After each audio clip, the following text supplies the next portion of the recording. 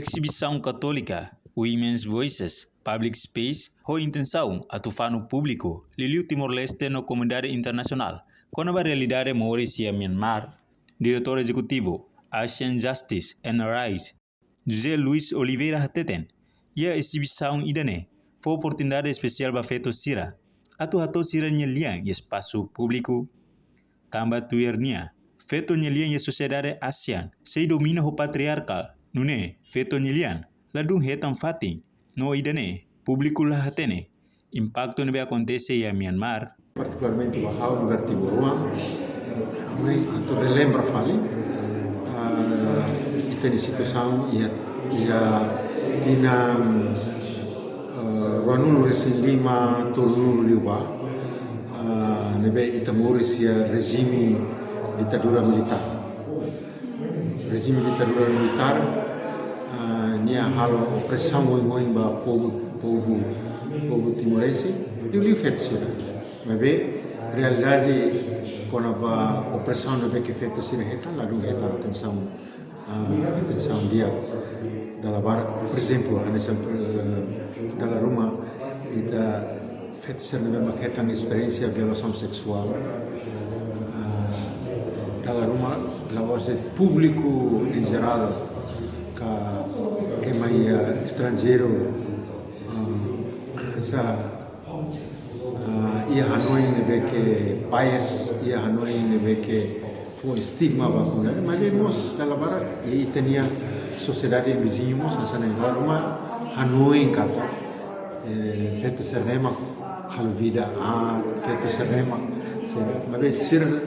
nunca buka hatene, saída maka feito ser enfrenta por Indonesia saída. Jadi mai hau Hanoi exibição ida nem laos de atufano itania consciência quando você não agora moço e a Myanmar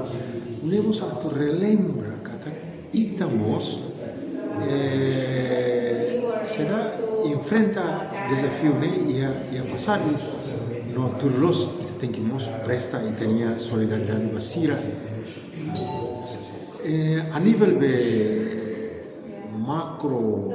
política macro estado e tare expressão política dos presidente da república é positivo teve também e a solidariedade no apoio da MUG maka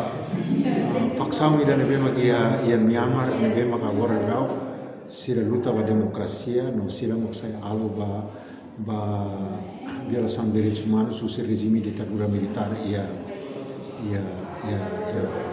mas bem itu ni la veritade ia atitude política a nível chefe estado mas bem terus tem que manifestamos assim sociedade em geral sociedade timorense também e a experiência de ver que semelhança ao será sociedade Myanmar sira enfrenta a situação de agora.